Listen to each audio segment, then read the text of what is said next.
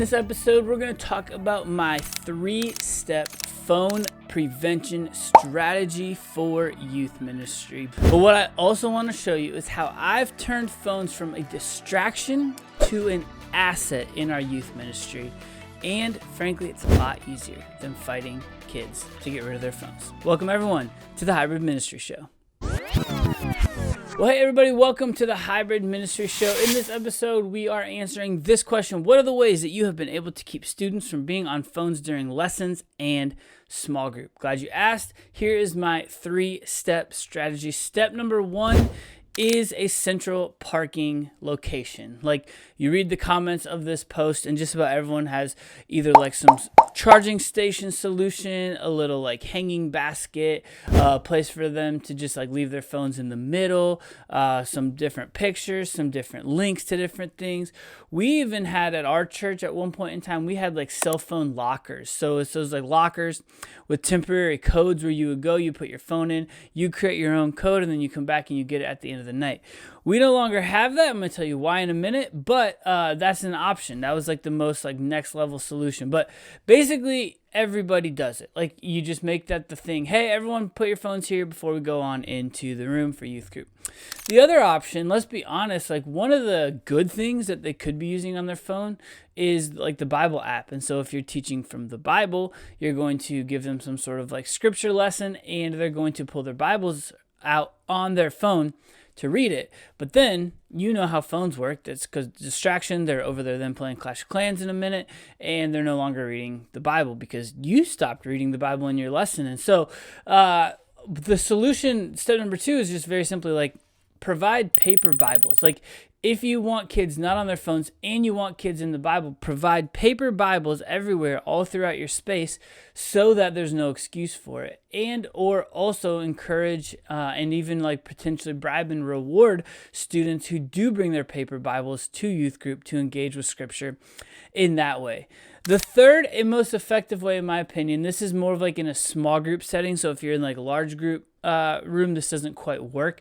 But in a small group setting, I'm a huge fan of the idea of a thing called a group covenant, okay? And a group covenant is essentially something that you do at the beginning of a small group term or cycle. So you got to think about this. If you have like groups that never break for any sort of rhythm or any sort of reason, then you got to create natural kind of like start points. So, you know, beginning of the school year, maybe like beginning of the calendar year, something like that. Or in certain contexts I've worked in, we had 3 distinct small group cycles. So we had the fall, the winter, and then the summer. And in each of those ran for 12 weeks at a time or whatever. And so during the beginning section of those, you have a small group covenant.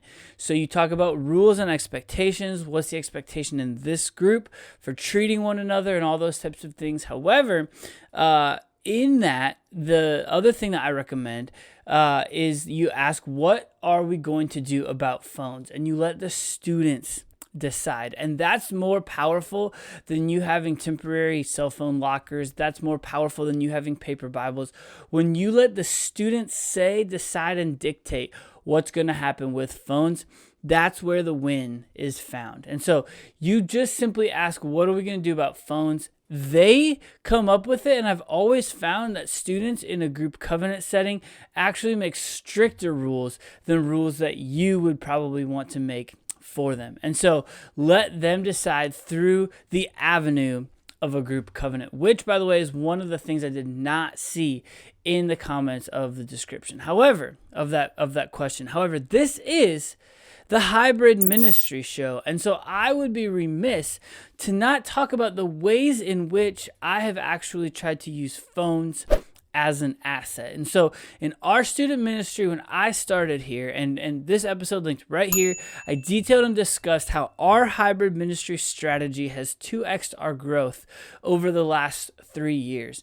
And so when I got here, one of the moves we made was we went from rows to tables. That was a major decision, and quite frankly, a thing that people had some issue with at first, but now we do tables pretty much consistently, and whenever we take them away, people like you don't like rows anymore. So it's just funny to watch how people kind of change and transform over time.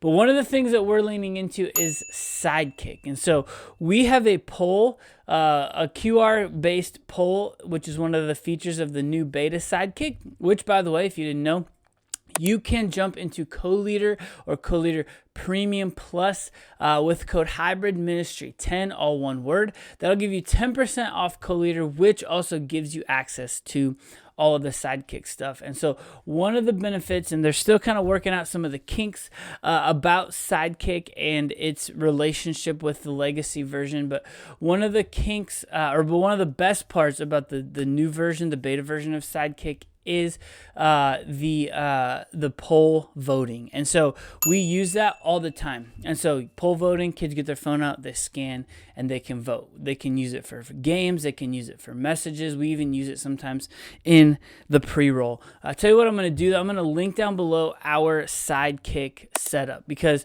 it's still not all the way foolproof yet. And so sometimes Pro Presenter is a better option. And so we actually run both on two different machines. I'm going to show you how we set that up, link down below. Hey, quick break. Let me ask you a question. Are you still waking up every day as a youth pastor, scrambling to figure out what you need to post on your social media?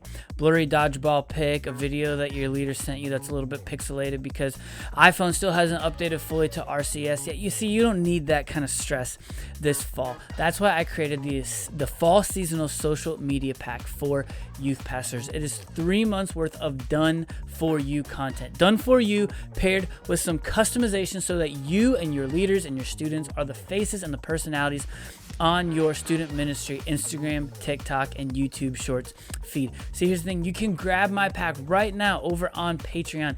And did you know that monthly Hybrid Hero Patreon members who only pay $4 per month and get a bonus podcast, they get this pack completely for free. So if you do the math, for 3 months worth of social media content, it's only $12, where the pack is $17.99. Either way, it is a steal for you, and it will take away the stress of posting. And you can grab that pack right now and start becoming a master at social media and hybrid ministry in your youth ministry context. Rooting for you as you are crushing it this fall in your student ministry.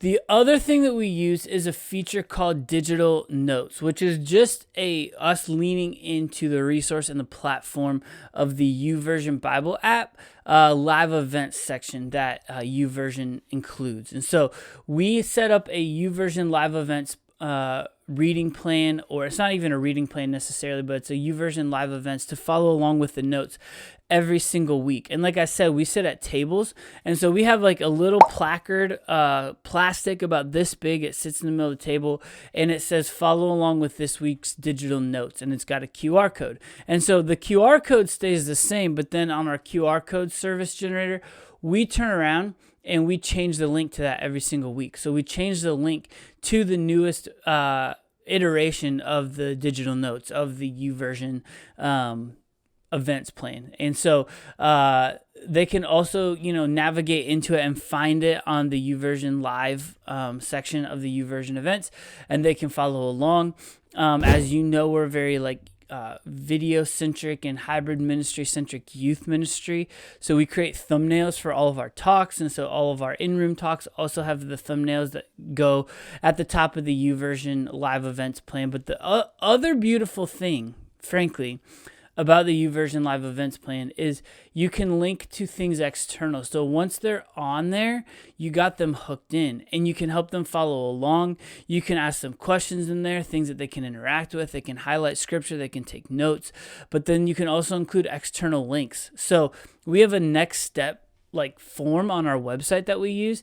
And so at the end of every single lesson, we say, are you ready to take a next step? Click here to let us know, and it'll navigate them off to our website. And then the final piece in the YouVersion events is we include a Bible reading plan that relates to the topic of sorts. And so any single given week, a student's on the YouVersion live events plan, they are encouraged or asked at least if they want to take some sort of spiritual next step, and they're also fed some sort of Bible reading plan. And so I want to point that out as a way to say we have used phones, and Sidekick gives us a sliver of that, but our digital notes really opens up a wide avenue of ways that we can help students take next steps be more intentional and meaningful during the lesson so that they're using their phones to follow along with what's going on. Now, I told you I made a calculated risk with tables. I also want to let you know that phones is another calculated risk. And in fact, like one of the comments on this post of the question that I'm reading said, man, just let kids have their phones. Stop making it a fight. And like, I tend to actually agree with that guy, but I will let you know, like, phones are still a fight and they are still a distraction. Just last week, 2 nights ago, in our youth group, one of our leaders, one of our table leaders, so we have students that are in senior high that are leading groups of discussions. He was playing a game on his phone, and one of our staff went up and they said, are table leaders allowed to play games on their phones? And he knew the answer to that. I was like, no. And so he had to go up to that kid and say, hey, put your phone down. So if that's coming from one of our leaders, there's that much even trickle down with the rest of students. So hear me say, what we do is not foolproof, all right? But it's a calculated risk that I'm willing to take. And one that when a student brings their friend for the first time, and a mom and dad, imagine this, you're a parent, imagine you send your kid to a completely different denomination or a different religion to go with one of their friends, and then they don't have their phones for an hour. How would you feel if you couldn't get in contact with them?